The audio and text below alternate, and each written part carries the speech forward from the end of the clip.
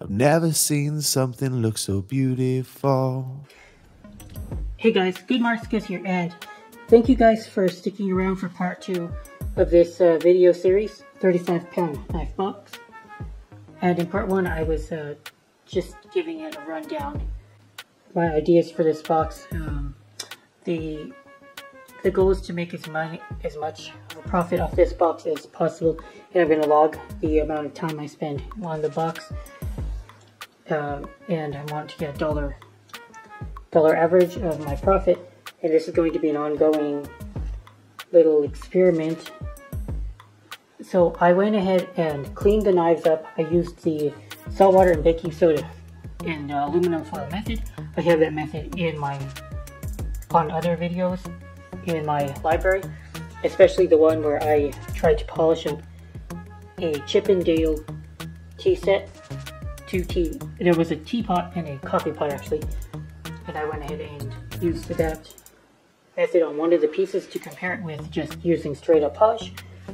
But this one, I went ahead and did that method on the knives, and then I polished them up with my polish afterwards. It took me a while. So I am writing down everything I do on this knives box, and it looks like I said I spent 5 hours. 5 hours to polish and use the flow method and polish with Haggerty's, using $5 in silver polish as well. So there's quite a time investment already. Keep in mind that polishing pieces, and well, it's the same with any restoration work really, and this might not be as labor intensive, but polishing and cleaning up silver plate is definitely some kind of restoration work. I don't know if you guys agree with that, but I think so. And it does take time.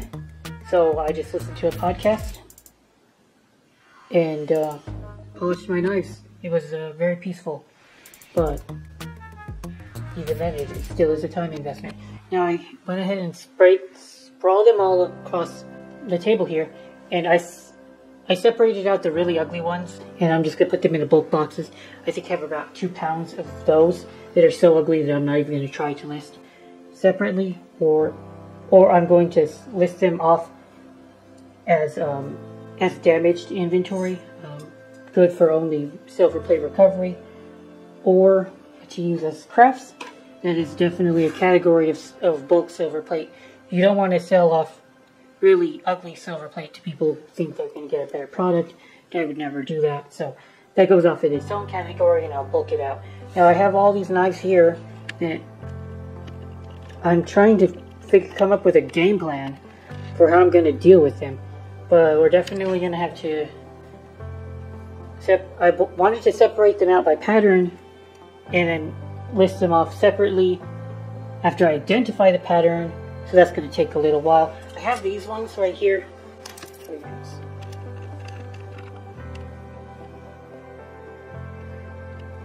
They're 2 different patterns, but they're very, very similar enough that, and they're beautiful enough that I'm going to make it this own listing. Let's see. And then I think I have multiple knives of this pattern here. I haven't found more. I think I have more somewhere in this mess, so that pattern can be its own listing. There are definitely some knives that I'm going to list off as premium on their own, just because the patterns are very beautiful. So I'm going to ask for like $1.50 a knife for premium knives. Or maybe I'm going to have 2 listings of premium knife patterns and just sell those off, and maybe they'll sell. I think this is a premium listing category. Oh, there's another one of those floral knives. Pick up and put it in the other stack.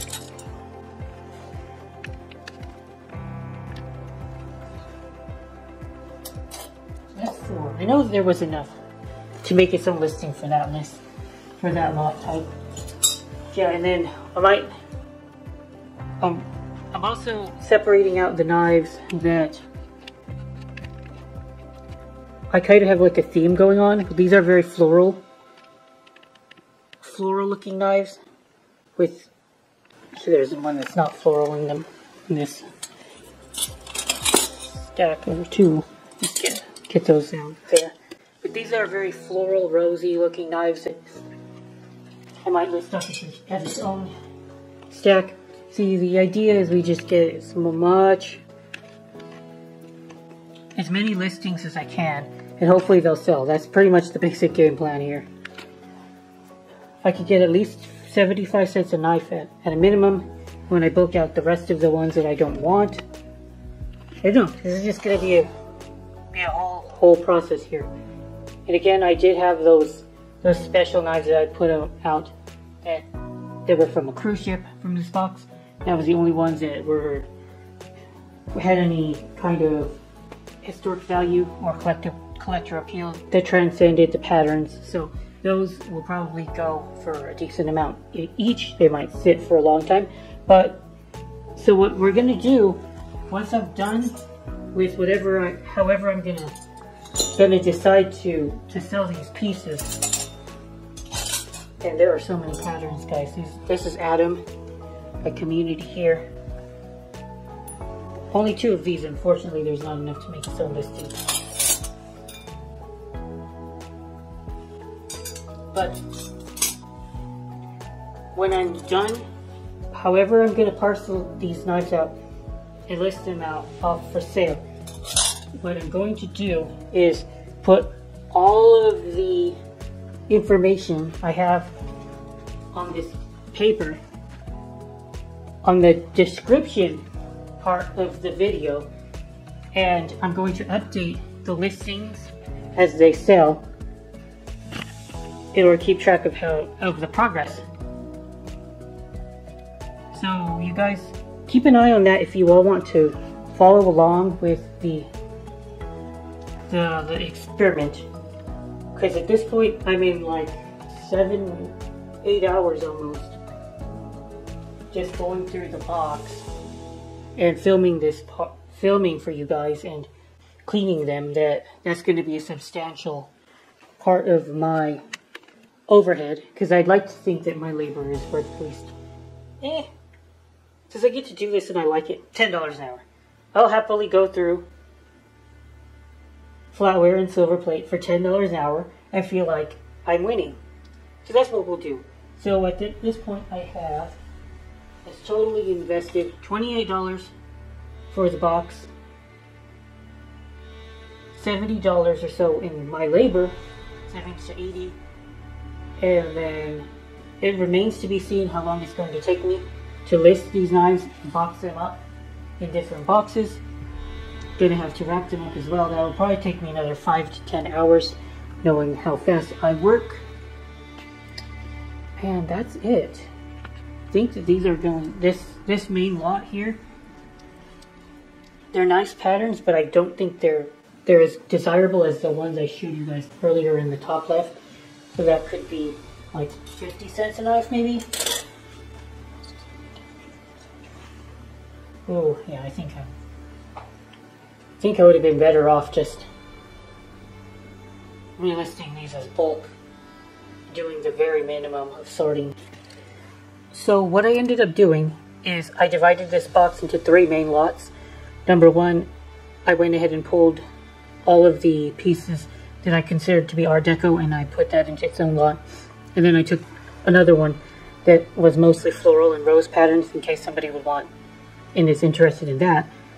I pulled that into its own lot, and then I put basically the rest in another. Unfortunately, there was no real way to make use of the patterns because I didn't have multiples of the same pattern except for maybe a few different lots. So I did make a couple more lots out of a single pattern. I think we got like 6 different lots out of this box, and I pulled out the pieces that I was talking about. They came from a cruise ship, and unfortunately they've been misplaced and have been lost in the shuffle. I'm probably going to find them, who knows, years down the line or months down the line when I actually get to my backlog. It's just lost for now. All of this information will be in the video's description, guys. If you want to keep track of it. Yeah, that's it for today's video. A few closing thoughts. This wasn't as great of an idea as I ended up thinking. Well, the idea was great, but the box wasn't that great because I had to spend so much time cleaning the box, and that almost never happens. But I just felt this lot was too grimy to deliver to my customers, so having to clean it and then polish up the pieces for sale kind of took a lot more time than I wanted to. Plus, without having multiple patterns in the box in order to make more different lots, my options were kind of limited, a bit more limited than I wanted to. But overall, I liked going through it, and we should be able to make the $10 an hour that I was hoping for. Well, let's see.